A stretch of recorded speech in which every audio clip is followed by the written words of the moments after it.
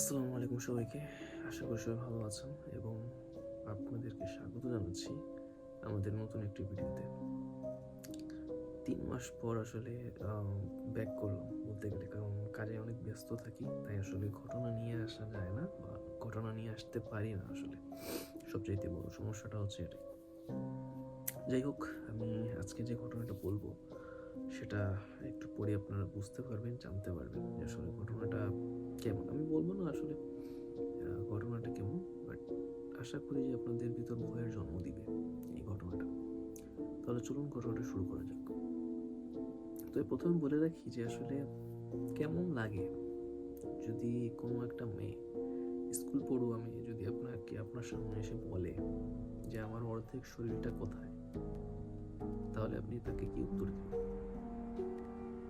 আজকে সেই ঘটনা নিয়েই একটা ভিডিও বানাচ্ছি এবং আজকের এই ভিডিওটাই সেই কেন্দ্রিক, যে একটি স্কুল পড়ুয়া মেয়ে কিভাবে মানুষকে প্রশ্ন করে যে আমার শরীরের অর্ধেক কোথায়। তাহলে চলুন ভিডিওটা শুরু করা যাক।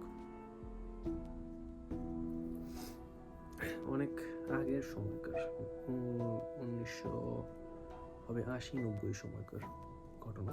তো জাপানে একটা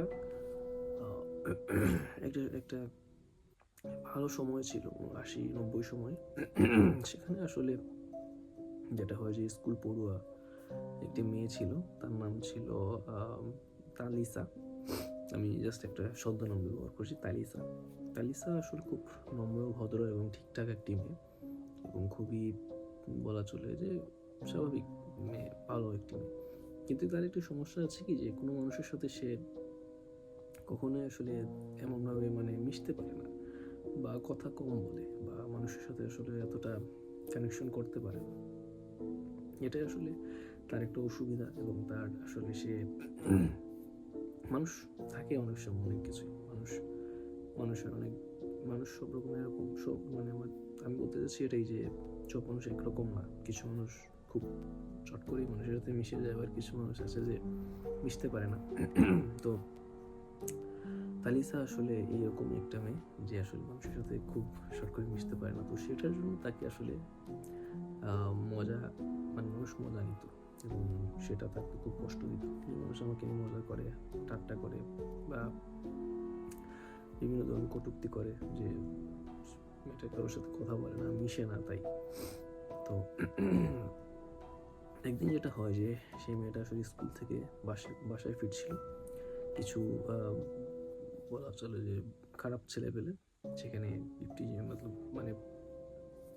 দাঁড়িয়েছিল সেখানে, এবং সে রেল লাইনের পাশ দিয়ে কিন্তু বাসা যাচ্ছিল। হুট করে যেটা আসলে হয় যে ওই ছেলেগুলো কিন্তু মেয়েটাকে ধাক্কা দিয়ে ওই রেল লাইনে ফেলে দেয় এবং সাথে সাথেই সে পড়ে যায় এবং খুব জোরে চিৎকার করতে থাকে। কিন্তু আসলে সবচেয়ে বড় সমস্যাটা হচ্ছিল যে ওর পাটা আটকে যায় সেই রেল লাইনের রাস্তার স্লিপারে, এবং ওর ভাগ্য খারাপ, তাই আসলে ওই মুহূর্তে একটা ট্রেন চলে আসে এবং সেই ট্রেন আসলে কি বলবো আমি জানি না, কিভাবে বলবো, শরীরের উপর দিয়ে চলে যায় এবং তাকে দুভাগ হয়ে যায় সেই দেহটা। সে অনেকক্ষণ চিৎকার করে পানি খোঁজে, কিন্তু কোনো মানুষ আসলে তার পাশে আসে না, কারণ তখন বিকেল হয়ে গেছিল, সন্ধ্যা হয়ে গিয়েছিল, মানুষ যার যার বাসায় চলে গিয়েছিল। আর জাপানের স্টুডিও, তো তাই আমি প্রথমে উল্লেখ করতে ভুলে গিয়েছিলাম, দুঃখিত এর জন্য। জাপানের স্টুডিও, জাপানে আসলে তখনকার সময় সন্ধ্যা হয়ে যাওয়া মানুষ চলে যেত, বা অফিস আদালত স্কুল কলেজ সব শেষ করে মানুষ সন্ধ্যাবেলায় গুটিয়ে নিত সব কিছু।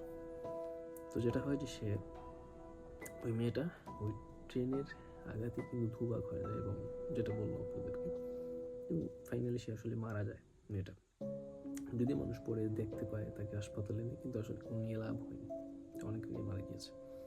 এর কিছুদিন বা কয়েক মাস পরে আসলে যেটা হয়, যা মানুষ সেটা বলে, বা প্রত্যক্ষদর্শী যারা আছে তারা বলে যে রাতের বেলা যদি কেউ রাস্তায় আসলে একা বের হয়, 2-3টা বাসায় ফিরছে বা কাজে যাচ্ছে, তখন তারা দেখে যে একটা মেয়ে যার অর্ধেক শরীর কোমর থেকে নিচ পর্যন্ত নেই, সে হাত দিয়ে কিন্তু হেঁটে হেঁটে মানে আসলে মানুষের কাছে আসে এবং জিজ্ঞেস করে যে আমার অর্ধেক শরীর কোথায়।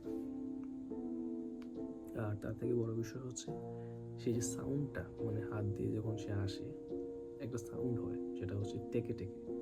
সেই টেকে টেকে সাউন্ডেই কিন্তু আসলে মানুষ বুঝে যায় যে আসলে ওই মেয়েটা আসছে।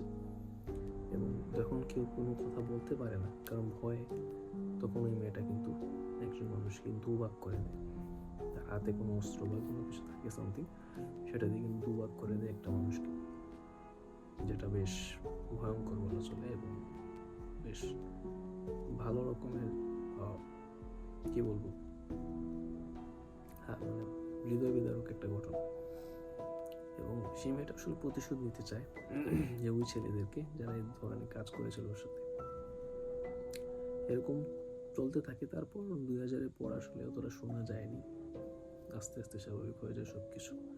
মানুষ এটাই বলে যে আসলে ওর আত্মা শান্তি পায়নি, তাই আসলে সে আবার ফিরে এসেছিল এবং বেশ বেশ ভালো মানুষ, অনেক মানুষ মারা গিয়েছিল, অনেক মানুষ নিহত হয়েছিল তার এই মানে এই ঘটনার শিকার হয়ে। তো এটার আসলে একটা ঘটনার মানে নামও আছে, সেটা হচ্ছে টেকে টেকে।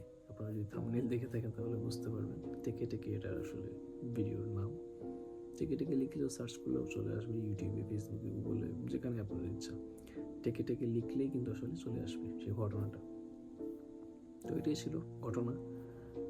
এবং এটাই আসলে জাপানের একটা স্টোরি পেয়েছিলাম, তাই আপনাদের সাথে শেয়ার করলাম। আর আশা করি সেই ঘটনাটা আপনাদের ভালো লেগেছে। আমি জানি না আসলে কেমন লেগেছে। যদি ভালো লেগে থাকে অবশ্যই ঘটনাটা তাহলে শেয়ার করবেন, সাবস্ক্রাইব করে পাশে থাকবেন। আর ফেসবুক থেকে যদি দেখে দেখেন তাহলে প্লিজ ফলো করবেন। আর আমি আপনাদের সাথে দেখা করব পরবর্তী নেক্সট ভিডিওতে।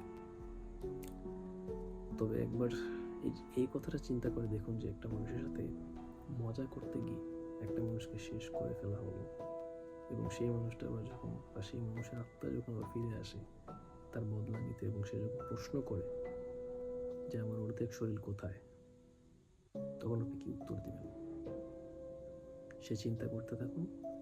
আজকে ভিডিওটা এখানে শেষ করছি। আপনাদের সাথে দেখা হবে পরবর্তী ভিডিওতে। আসসালামু আলাইকুম।